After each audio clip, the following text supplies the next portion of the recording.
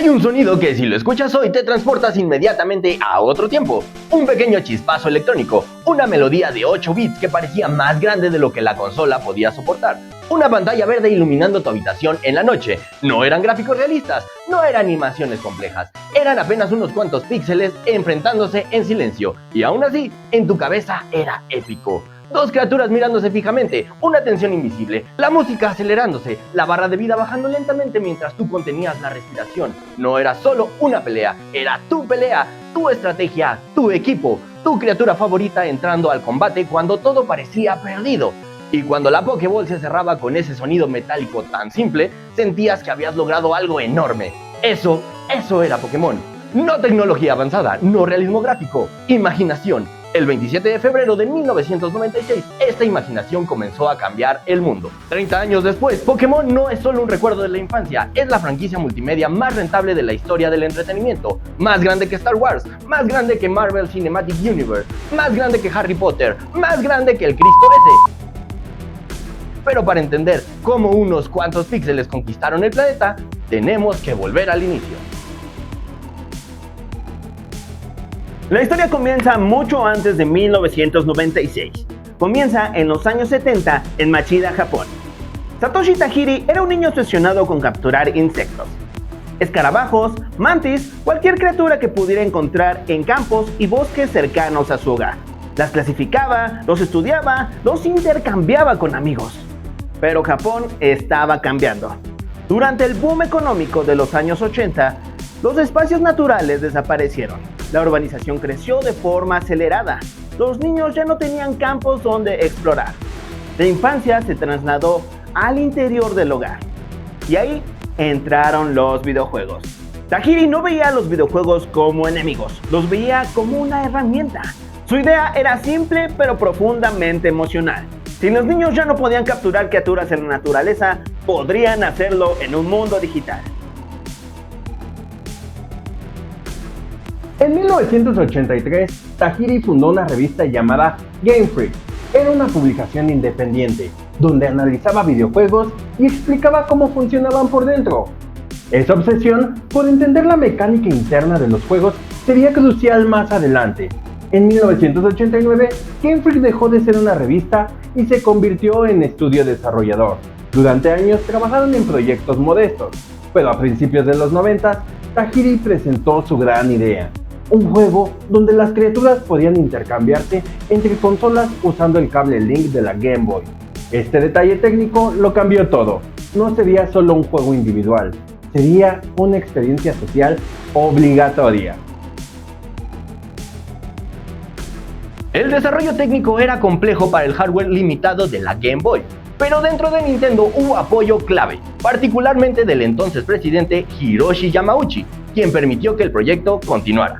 El 27 de febrero de 1996 finalmente lanzaron Pokémon Red y Pokémon Green. Incluían 151 criaturas originales. Cada criatura tenía estadísticas internas ocultas, puntos base, tipos elementales, tasa de captura, probabilidades críticas. Estaban inspiradas en animales reales, mitología japonesa, ciencia ficción e incluso objetos cotidianos. El juego combinaba exploración, combate por turnos e intercambio obligatorio. Al inicio, las ventas fueron discretas, pero el boca a boca comenzó a multiplicarse. Niños intercambiando en recreos, rumores sobre criaturas secretas, el misterio de Mew. Pokémon empezó a crecer. En 1997 se estrenó la serie animada, protagonizada por Ash Ketchum y su inseparable compañero Pikachu. El anime convirtió mecánicas de juego en emociones. Los Pokémon ya no eran estadísticas, eran personajes con personalidad. La serie fue clave para la expansión internacional. En 1998 llegó a Estados Unidos y Latinoamérica.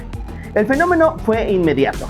Se acuñó el término Pokémonía. Escuelas prohibieron cartas. Tiendas agotaban inventario. Los medios debatían si era una moda peligrosa o el nuevo estándar cultural. En paralelo, un episodio enfocado en Porygon causó crisis epilépticas en cientos de niños en Japón, debido a efectos visuales intensos. El incidente llevó a regulaciones televisivas más estrictas. Pero Pokémon sobrevivió a la controversia y siguió creciendo. El juego de cartas coleccionables se lanzó en Japón en 1996. Para 1999 era un fenómeno mundial. Las cartas tenían un sistema propio de energía, evolución y estrategia. No era solo colección, era competencia. La carta holográfica de Charizard primera edición se convirtió en un símbolo de estatus. Décadas después, copias certificadas en estado perfecto han superado los $400,000 en subastas. Las cartas consolidaron el aspecto físico de Pokémon. Podías tocarlo, intercambiarlo y presumirlo. Esto generaba miles de millones. A inicios de los 2000, Pokémon ya era una franquicia establecida. Con cada nueva consola de Nintendo, Game Boy Advance, Nintendo 10, se lanzaban nuevas entregas principales que expandían el universo con nuevas regiones y criaturas. Cada generación añadía aproximadamente 100 nuevas especies. La conectividad evolucionó, de cable físico a intercambio inalámbrico a combate online global. Se establecieron oficialmente los campeonatos mundiales de Pokémon en 2004. Lo que comenzó en recreos ahora llenaba centros de convenciones internacionales. A diferencia de muchas modas de los 90, Pokémon no desapareció. Mientras otras franquicias infantiles se diluían, Pokémon mantenía lanzamientos constantes, innovaba mecánicas, actualizaba gráficos, mantenía el anime activo, expandía el mercado competitivo. La clave fue la evolución sin romper la fórmula central: capturar, entrenar, combatir e intercambiar. En julio de 2016, Niantic lanzó Pokémon Go. Fue un fenómeno social sin precedentes. En su primer mes superó 100 millones de descargas, parques llenos, monumentos históricos convertidos en gimnasios virtuales, ciudades colapsadas por jugadores buscando criaturas digitales. Pokémon trascendió la pantalla, se fusionaba con el mundo real. Pokémon ha generado más de $60,000 millones estimados en ingresos totales, más de 480 millones de videojuegos vendidos, miles de millones en cartas, más de 1000 criaturas creadas oficialmente, más de 25 temporadas de anime, más de 20 películas animadas y una adaptación live action exitosa, Pokémon Detective Pikachu, que recaudó más de $430 millones mundiales.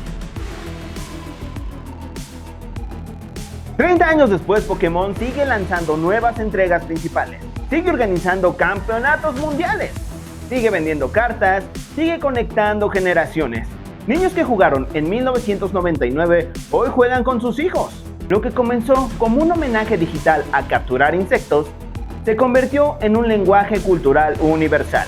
Pokémon no sobrevivió 30 años por casualidad, sobrevivió porque entendió algo fundamental. Las personas aman descubrir, aman coleccionar, aman competir, pero sobre todo aman compartir. Y Pokémon siempre fue eso, un juego diseñado para unir. Y así, después de 30 años, seguimos aquí. Seguimos escuchando ese sonido inconfundible al iniciar una partida. Seguimos eligiendo a nuestro inicial como si fuera la decisión más importante del mundo. Seguimos lanzando una Pokébola con la misma emoción que la primera vez. Pokémon no solo fue un videojuego, no solo fue un anime, no solo fue cartas, películas o juguetes. Fue nuestra primera aventura, fue nuestra primera estrategia, fue nuestra primera lección de paciencia, de amistad y de nunca rendirnos. Crecimos, cambiamos, el mundo cambió. Pero cada vez que escuchamos esa música, cada vez que vemos a Pikachu sonreír, cada vez que alguien dice, ¿qué equipo eliges?, algo dentro de nosotros vuelve a tener 10 años. 30 años después, Pokémon sigue evolucionando. Y nosotros también. Porque al final, no se trata solo de capturarlos a todos. Se trata de los recuerdos que construimos en el camino. Gracias por acompañarnos en este viaje por 3 décadas de historia, batallas y sueños. Si este video despertó tu nostalgia, compártelo con ese amigo con el que intercambiabas Pokémon con el cable Link, o con quien discutías cuál generación era la mejor. Y recuerda, una buena conversación puede iniciar con un dato random.